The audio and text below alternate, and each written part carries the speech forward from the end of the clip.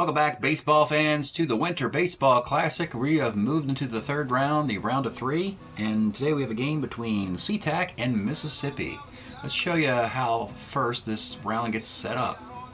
Now we go back to the schedule. So, this is what happened. The results of the first round of 7, winners of the round of 5 losers bracket are in. So this is how the seeding process goes. The teams who won the 7 games get byes. Those are these teams here. And they're sorted 1 to 4 by record. HAX means Halifax gets the number 1 through MEB Memphis gets number 4 here. And seeding for the rest of the tournament, the way I do this is so that you don't play the same team you may have played earlier in the tournament. I can prevent that from happening by the team up here, right above in the same division. I'll go down here in this highlighted area here and here, and I get the number 9, and I subtract this seed. 9 minus 1 is 8, and I say this team cannot be 8. Same here. This is a 2, 9 minus 2, and I say this team cannot be a 7. A 4, 9 minus 4, this can't be a 5, and this can't be a 6. So then, when we get to this row, which is their win-loss records, I look at the best win-loss record and I see it is Mississippi. They should be number 5. I look here, not number 5. Whoops, that's a tough break. So they have the best record, but they can't be a 5 seed, so they have to slide into a 6 seed. Lucky Hollywood gets to move into that 5 spot. It'll actually benefit Mississippi, believe it or not. And then here, the other 2 teams, these guys who are tied, these guys can't be a 7, so they have to be an 8, and these guys are a 7. And the same thing is done for the 3rd place team in the division. You go the 7, you take the number is 17. One more than 16 team field. So you take 17 minus 7, you say these guys can't be 10. This 8 seed means that this team in this division can't be a 9. You see here, they can't be an 11, they can't be a 12. So now you go seeding these 4 teams by record.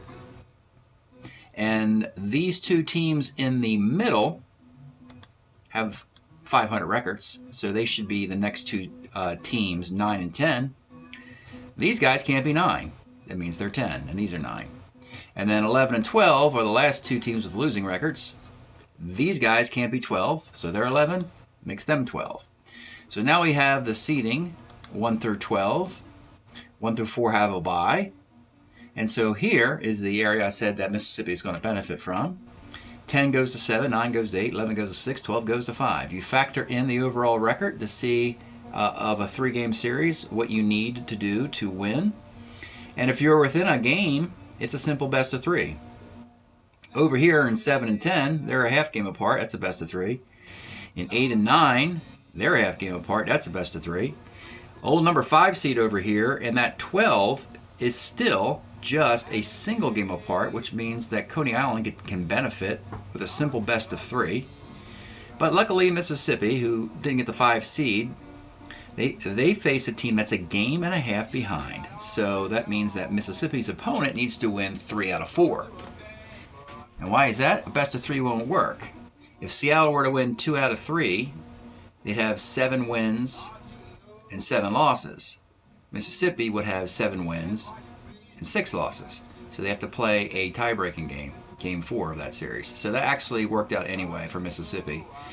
As the team, 2 games over 500, their opponent needs to win 3 out of 4. And that's where we're at today, folks. Let's show you what happened.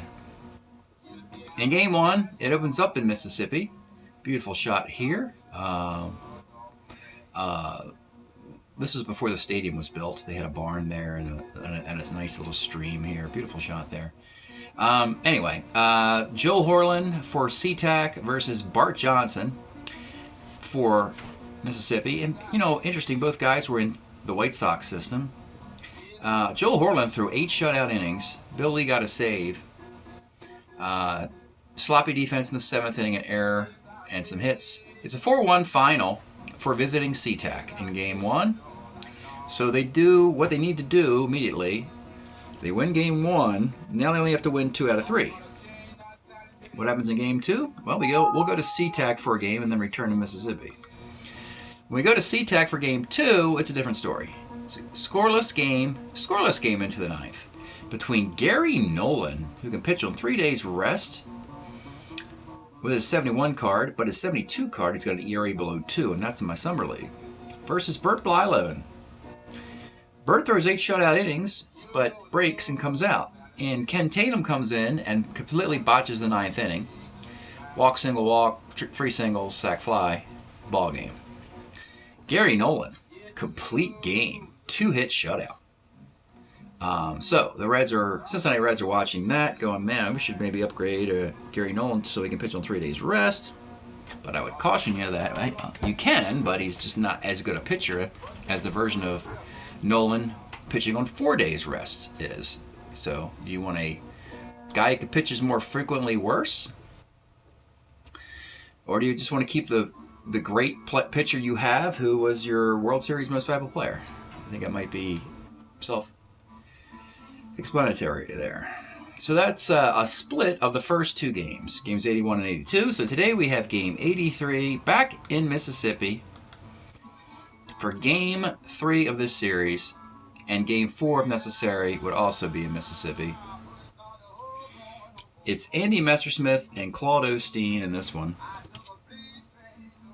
Messersmith is a keeper of the Dodgers. They have to decide which year they want. Could be this one, 20-game winner in 1971 with a 2.99 ERA and 277 innings. So this could be the Messersmith card that is used in the Summer League. And getting a win today might go a long way in making that happen. And guess what, folks? He's facing his teammate, Claude Osteen. Back-to-back Dodger pitchers. Osteen in 71, also a keeper. So the LA Dodgers are watching this game intensely to see which 1971 pitcher they might want to add to the Summer League. Osteen, 14-11, 351 ERA, and 259 innings. Messersmith versus Osteen in a spring training. I don't know if it's really spring training, folks. It's kind of like March Madness basketball meets spring training. So you have a bunch of small little towns playing in a tournament where really there's not much to win overall. Let's get started. Game 3, leading off for SeaTac is Wes Parker. 34, grounds are short. Kessinger, 68, single. B. Steeler, +2 arm catcher. I think Kessinger's going to take off. Hasn't stolen a base yet, and he does, and gets a T rating. So the ball rolls into center field. Kessinger takes off for third base. So now SeaTac has a guy at third with 1 out, and it's Merv Retman. 54, bouncer to third base. Looks the runner over. This is Wayne Garrett, 2E13. He makes the play. By the way, Mississippi, again with that good record, even though they didn't get a bye, they still have a nice record in the tournament. They got really good infield defense. They have 2E13 Wayne Garrett, his best defensive performance that I can recall. Ed Brinkman, 2E14 at short. Tim Cullen, 2E15 at second. Pretty good defense there. 2 outs now, and it's Harmon Killebrew. And he rolls the short. All right, bottom of 1. Cito Gaston, 39, short. Ed Brinkman, 2-6, rolls to third. Dave Marshall, 5-12, bouncer to second base. Bobby Canoop, a 2E24 at second base, and he's going to make an error, unfortunately.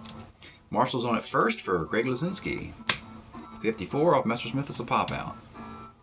We go to 2. Hal McRae, 2-5, rolls to third. Larry Howard, 2-8, single 1-2-8, lines out on 11. Bobby Canoop, 36, is a single. Rick Monday batting 8th against lefties with this card, 43, first X. Something to consider because his contract is up as well. And you have to wonder why he has to bat 8th, because he's very bad against lefties in 71, meaning that you'd probably want him in a different year moving forward. And first baseman makes the play. It's pretty loaded against righties, though. Again, and I'm not showing cards during the broadcast. When a team gets eliminated at the end of the video, you'll see all 20 cards of the team that gets eliminated throughout the tournament. That way you get to see all these players. Frank Howard, 1-7, double 1 at 12, is a 2-base hit. Tony Gonzalez, 36, single 1 at 17, lines out on a 20. Of course, you could just fast forward to the end, folks, if you really wanted to. If you want to look at these particular cards for further analysis, I guess. Jim Price, 35, double 1 at 8 is a base hit and an RBI at Mississippi. It's got a 1-0 lead, and we could say they're 21 outs away from eliminating SeaTac. Tim Cullen, 67's a K. With 2 outs, Wayne Garrett rolls to first. We go to third. It's Coco LaBoy, 47's a walk. Wes Parker, 2-9, ground ball to third A. With 2 outs, Kessinger, second X. Second is a 2-15. Tim Cullen makes the play. Not a good look for the SeaTac squad. They got shut out at home, and they go on the road and are shut out for 3 more innings. Cito Gaston, 2-7 is a K. Ed Brinkman, 38 is a base hit. Dave Marshall, 1-8 is a single to center. Brinkman not fleet of foot. He'll stay put at second base. For Greg Luzinski, 2-5 is a strikeout, and with 2 outs, it's Frank Howard.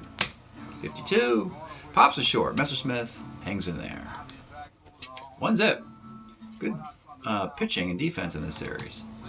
Merv Retman, 47, is a walk. He is an ace stealer. He'll take off. And he's going to be out on a 17. Jim Price guns him down. Tough break there for Merv, trying to get something going. Killebrew, 1-5, was a walk. Always hate to see a walk after a cut down stealing. Cal McRae, 46. Single on a 1, line out. That's the nice look for Osteen. Larry Howard, 4-10, but that's the bad look for Osteen. 4-10, automatic home run. If you have power, and Larry has plenty. 2-run shot, and SeaTac reclaims the lead. 2 outs, base is empty. Bobby Canoop walks. And Rick Monday, 1-4, flies right. Bottom of the 4th, down 2-1 now. It's Tony Gonzalez, 1-2, pops to first. Jim Price, 43, left X. Hal McRae's a 3E12. Oh, that is going to be a 2-base error on a 3E12 left fielder. McRae never known for a glove. Tim Cullen, 35, short, and with 2 outs. Wayne Garrett, 66, flies to right field. We'll go to the 5th. Coco LaBoy, 37, single on a 14, base hit. Wes Parker, 39, walk. 2 on for Kessinger, 37, single not dot, and SeaTac's got it cranked up now.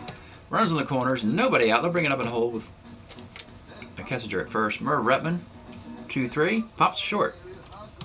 Still up for Killebrew, 1-6 is a walk. Bases loaded, they're going to play it back for Hal McRae. 4-4, short X. They need a double play for Brinkman. Mentioned that infield defense earlier. 2E14, this is why you would 2E14, and there's your GBA. So yeah, the great shortstop defense can pull you out of a lot of jams just like there. So we got a ball game still. It's 3-1. They could have blown this inning up, and they didn't. We'll go to the bottom of the 5th. Let's pause a moment for station identification. This is the Shrimp Trawler video channel. Este es el canal de videos de camaroneros. All right, Cito Gaston, 62, rolls to the pitcher. Ed Brinkman, 53, first C, with 2 outs. Dave Marshall, 63, K, not a good look there. 3-1 in the 6th. Larry Howard, homered earlier, 57 is a K. Bobby Canoop, 44, short X. This is Brinkman again, a 2E14, but look at this, a 2E14 shortstop error. That is a bad luck. Can't have that.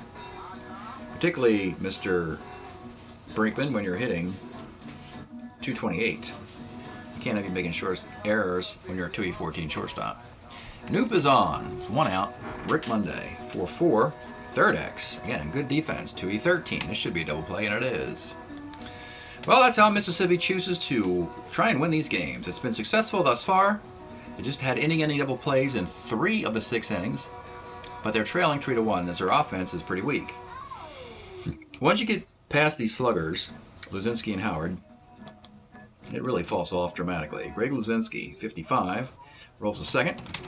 Frank Howard, 2-5, gets a single 1-18. Tying run at the plate, Tony Gonzalez, 1-7 is a 3-6-3 double play. Not a conventional way of scoring runs for this team.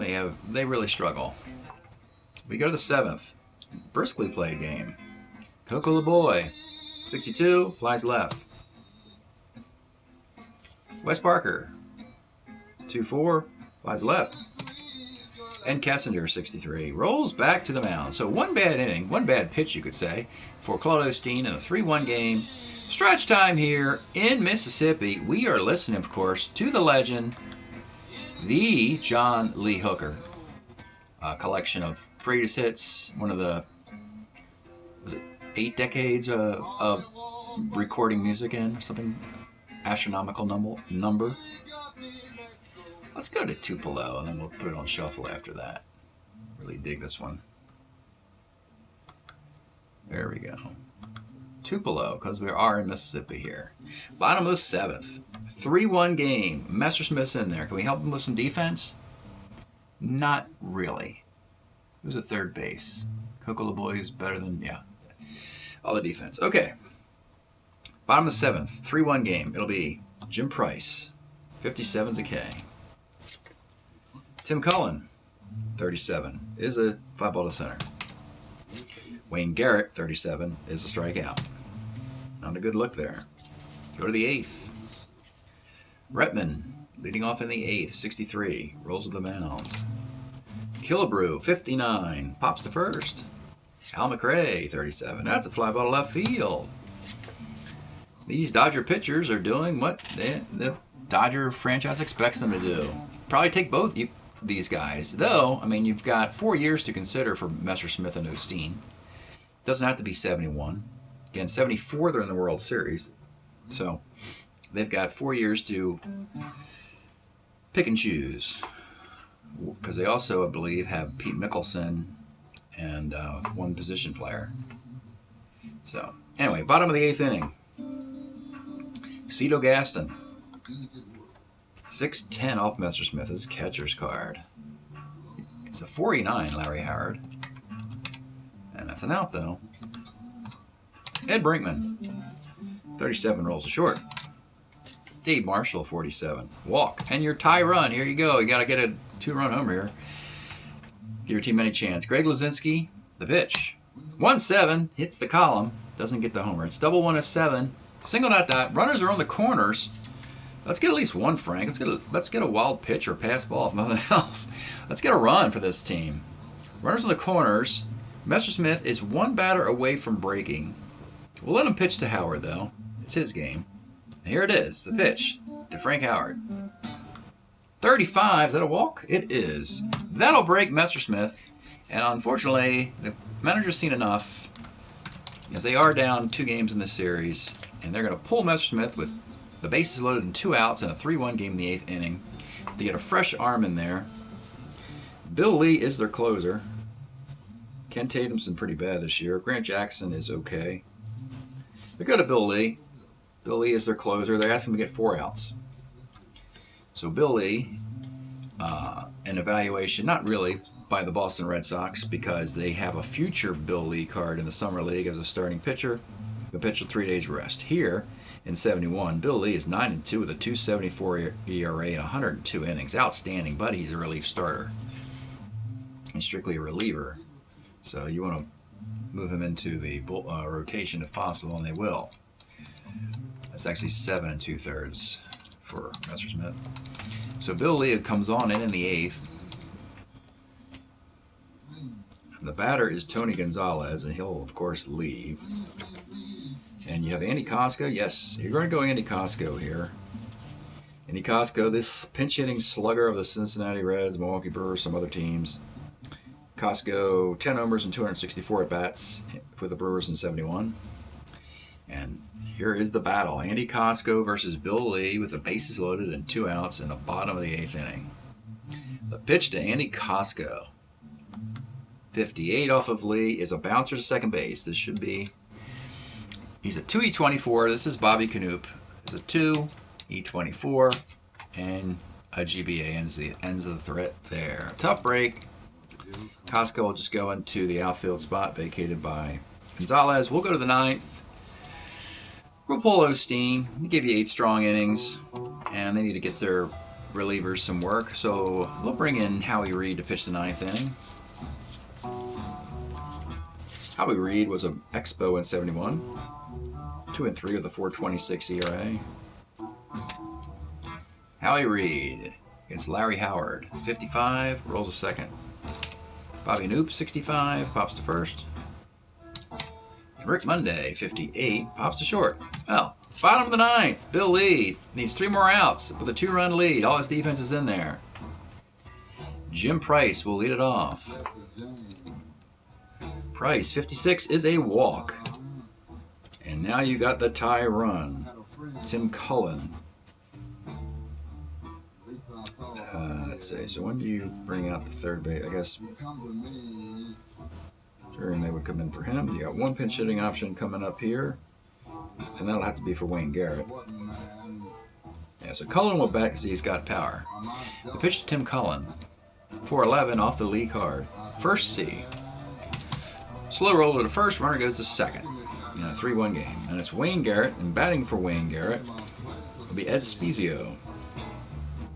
Ed's got plenty of power against lefties in 71 for the Padres. Hit .231, 7 homers and 308 at-bats, most of that against lefties, and that's what they're hoping for with Bill Lee here. So Ed Spezio against Bill Lee in the 9th as the tie run. Here is the pitch.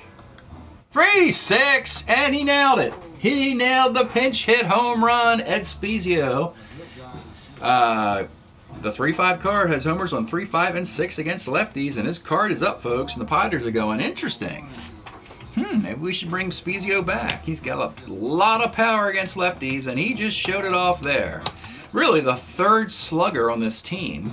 Once you get past Luzinski and Howard, you got Spezio against lefties and Costco against lefties on the bench. And Bill Lee is beside himself as he blows the save in the 9th. We got a ball game, folks. We might be here for a while. Lee's a relief 4, so no danger of breaking here, and the bases are empty with 1 out. It'll be Cito Gaston. 6-10, short X. Shortstop is Kessinger, 2E28 short. Makes the play. And with 2 outs, it'll be Ed Brinkman. 48 for Brinkman is a single. And batting for Dave Marshall, last guy on the bench, the new DH, Jerry May. Jerry May doesn't have power, but he'll bat anyway. And they'll empty their bench here in an attempt to win it. Jerry May, 59, is short X again, and Kessinger again makes the play. So, May will be the catcher, and Price is your DH. Howard goes to left field, and third baseman is Ed Spezio. Costco is in right field. So, bad defense for Mississippi, but at least they tied the game 3-3. We got 10-inning baseball here. SeaTac desperately needs to win it, or they're out of the tournament. And you got bonus baseball in the tournament. It's Coco LeBoy. He will come out versus Howie Reed. He doesn't have any hits on his card. Yeah, that's not a good look against righties. Good against lefties, though. So it'll be Lowenstein. We'll come in and play third base for him. Lowenstein, 48, is double 1 of 15 off the Reed card. Double. And he's a good base runner. Wes Parker, not a good bunter. He'll swing away.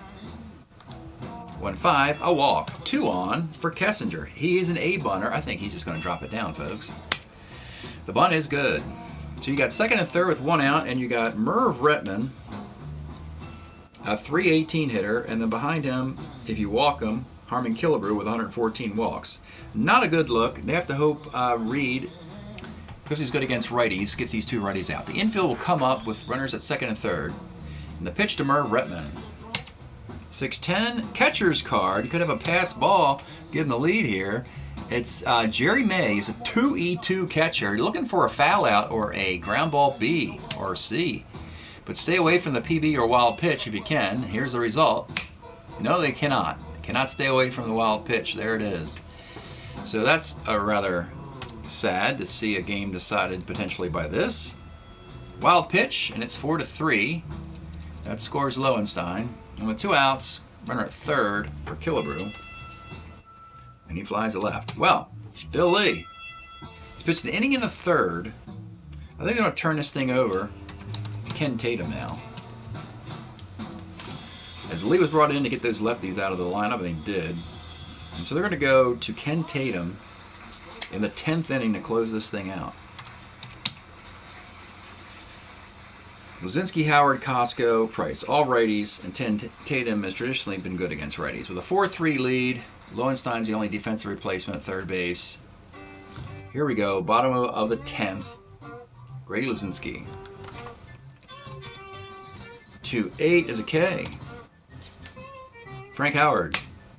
62, flies to center, and with 2 outs, it's Andy Costco. 2-5, a roller to short.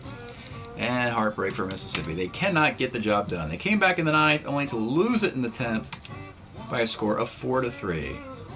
Bill Lee blows a save, ends up getting a win out of it. And SeaTac, they won 2 out of 3 games, but they need to win the tiebreaker, which will be played in Mississippi.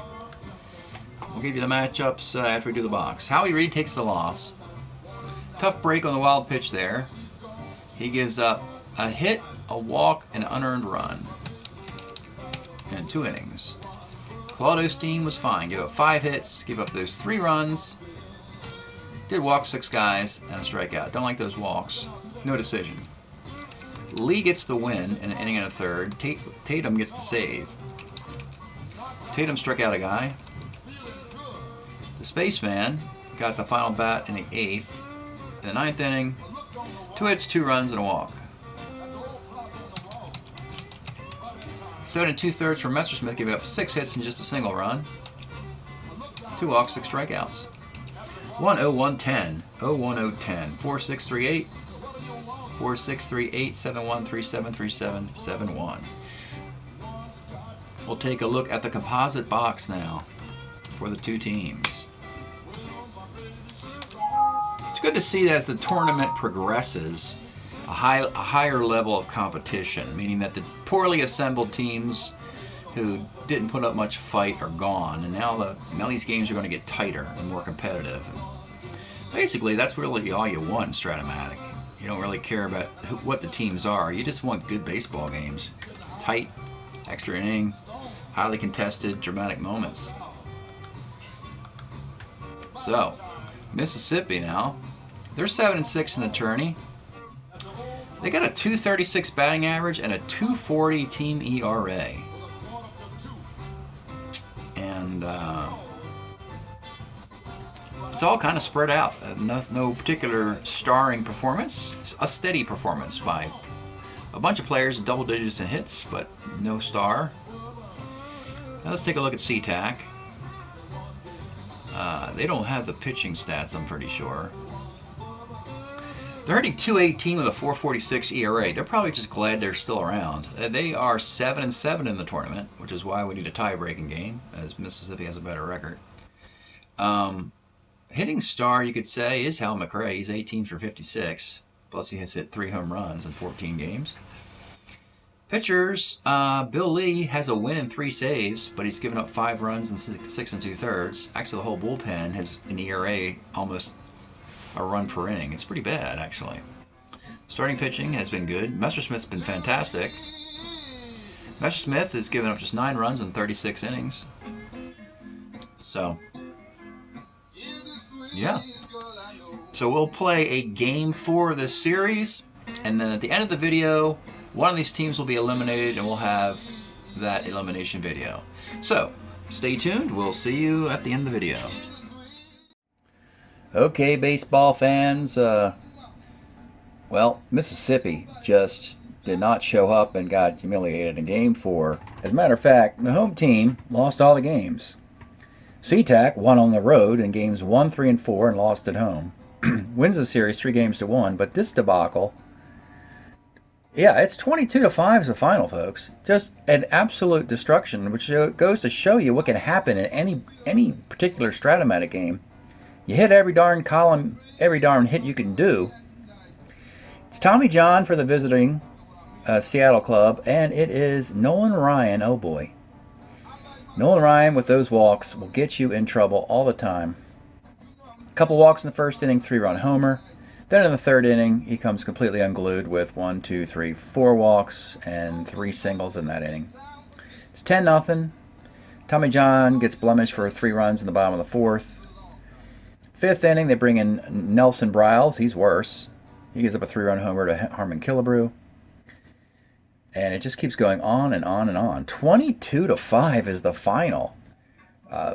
Trust me, there were no position players pitching, folks. It was Nolan Ryan for 4, Nellie Briles for 2, Ron Peranowski for 1, and Sparky Lowell for 2. The line for SeaTac, 22 runs, 17 hits.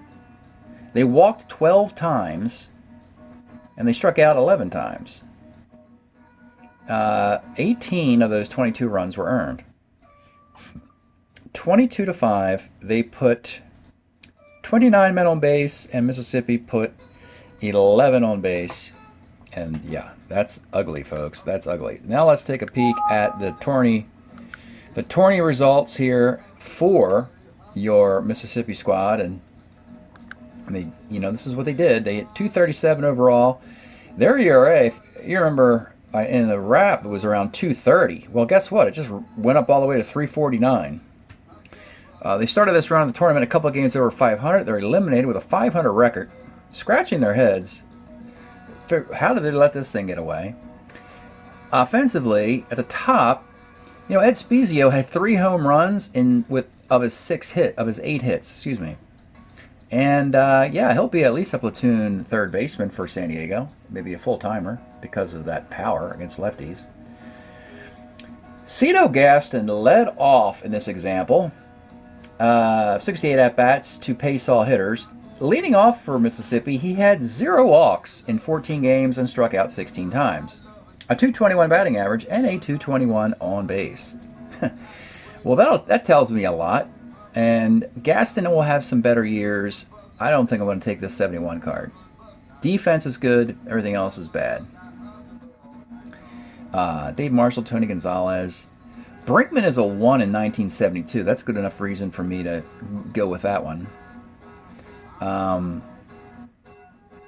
Very forgettable performances by a bunch of, like Wayne Garrett was awful as well. And the pitching side of things, Claude Osteen pitched in some tough luck. Gary Nolan was brilliant. Look at 2-1, 32 2/3 innings, a 138 ERA, complete game, 83-cent whip, 6 walks, 19 strikeouts. Bart Johnson, undrafted free agent, 23 innings and 14 hits, but 15 walks. So it's a $1.17 ERA, 126 whip, but still probably will get in the league. I like that Bart Johnson card. So now let's take a peek at the 1971 stats for these players. And when you look at this graph, we start with the guys on waivers, the yellow players, a couple catchers, Jerry May and Jim Price in the platoon, Ron Peranowski and Howie Reed, a couple relievers. Your keepers, denoted in blue, and this is a keeper-heavy roster, Ed Brinkman, Wayne Garrett, Gaston, Gonzalez, Howard, Spezio, and Osteen. Of this group, Osteen showed himself well. Spezio, of course, showed himself well. This could be Frank Howard's very last good year. And aside from that, really nothing special. Your carry-on guys, Tim Cullen, if you want his 2 defense, you could improve his card to this one, but otherwise he's a better hitter in a future year. Koska's got a monster slugging year coming up. Of course, Lozinski's just getting started in Philadelphia, so you don't want that card. Dave Marshall has a better card in 72 with more on base and power. I mentioned Gary Nolan in the video. You see he's got his 71 stats, 12 and 15 with a 3.16 ERA and 244 innings. A nice 109 whip, but in 72, Gary Nolan's ERA is 190, and that's the reason why we're using that card in the summer. Nolan Ryan was awful, but don't worry about it. That's his last year in the Mets in 71, so we have a 72 card with California in the league, and Nellie Briles has a better card in the future. I believe he's on Portland, and Sparky Lowell has a better card with the Yankees.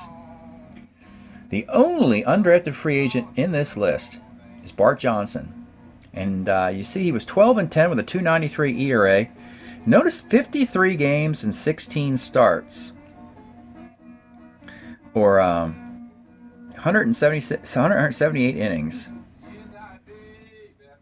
So now let's take a look finally. We'll take a look at the actual cards here. Starting with the keepers. No, starting with the waivered players. These are guys who are put on waivers. Peranowski put on waivers by the Twins. At this point, he can really only get lefties out. Move back there for you. He can really only get lefties out, but he'll find a job. But he throws with his left arm, so even though the Twins put him on waivers, he'll get some work. You got Howie Reed. He was put on waivers by the Red Sox through a trade with the Expos. And he's okay. He lost the game we saw. But he's good against righties at least. Not too bad against lefties. He's a decent reliever. But there's a lot of righty relievers. So it's a competition of numbers. And a relief pitcher with an ERA over 4 has long odds to get into that summer league. But it's not a bad situation there for Howie Reed. The two catchers, Jim Price, who, by the way, got to the All-Star game in the Summer League last year with a phenomenal performance for the Seattle Mariners. And the Mariners rewarded him by putting him on waivers.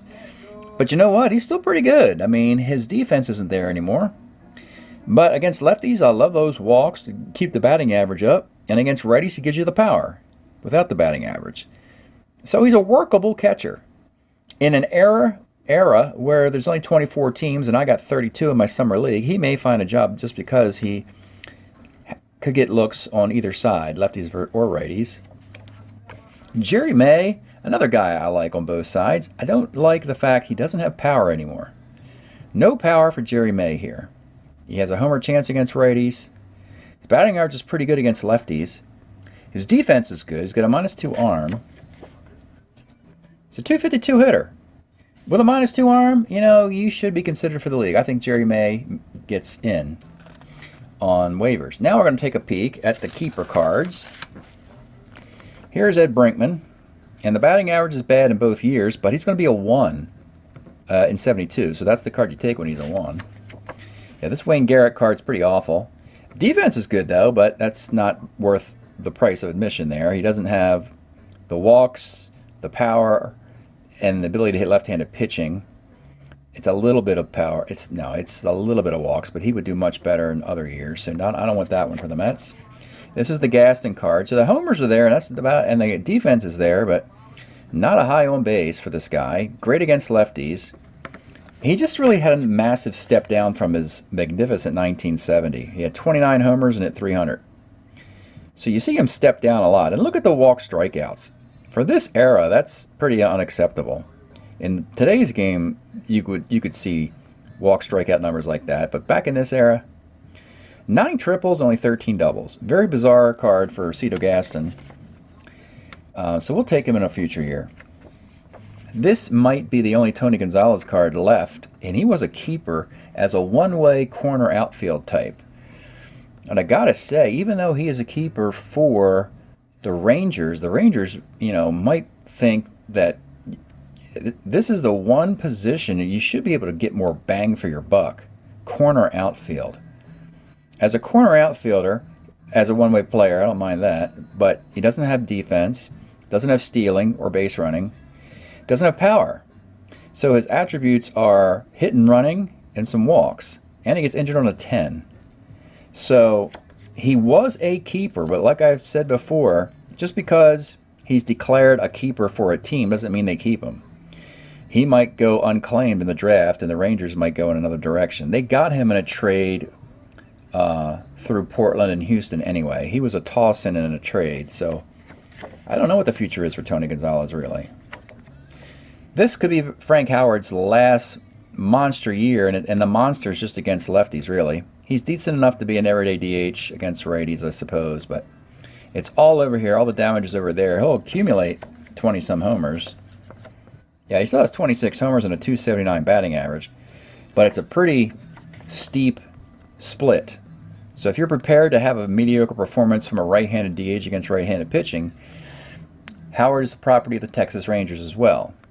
We gave him an MVP award with his 69 card 3 years ago or 2 years ago, helping that Ranger team to a surprise playoff run. But since then, he is, as you can expect, started to regress a bit. Here's that Ed Spezio card. You saw in the game, he hits that big 2-run homer in the bottom of the 9th. And there they are, folks. There's that power against lefties and the ability to get on base. Third baseman, you want him in a platoon, ideally. You don't want him to be your everyday third baseman. He doesn't deliver. He doesn't field very well. He's got a lot of plate appearances, though. 308. 231 batting average. Ideally, you platoon him with a Wayne Garrett, for instance. A 2 third baseman who's left-handed.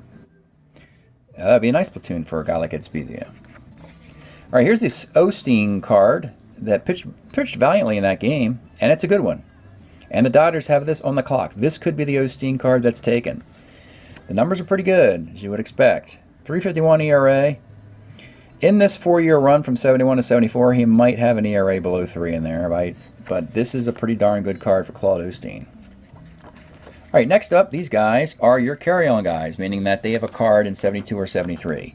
In the case of Tim Cullen, he's like a 280 hitter, whereas here, he's a 2 second baseman, but his batting average is pretty awful. And by pretty awful, he gives you nothing else except power versus lefties, and that's it. So a 191 hitter. So I'm not expecting much out of him. Costco's got a monster card in 73.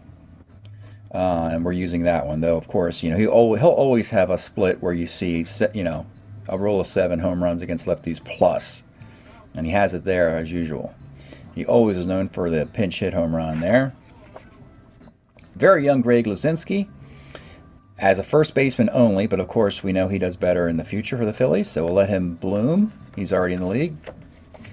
Dave Marshall already has a card with the Mets, I believe, where he has full-time power and walks against lefties and righties, and is just better than this. He hits, what, 238, and I think his 72 card he hits 268. So, and this is the Gary Nolan card, which is fine. This would be a fine card for the Reds, but they have a better one.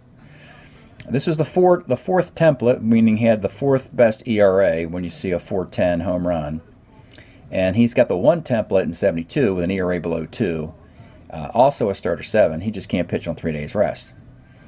If you're okay with that, you know, that's what the Reds would have to do. I would say leave him alone. Let him continue with the card he used last year because the Reds won the World Series. They don't need to do this. Okay. Then you have the other Nolan Ryan. And you see this is the card that got bombed in that blowout, 22-5, because you just keep nailing these walks all the time. You run a game where the team's going to hit 7 walks in 3 innings, you're pretty much done. You pretty much have lost that game. And Ryan would do this a lot in Strat, unfortunately. This is a good Nelly Bryles card, but it got lit up in the tournament.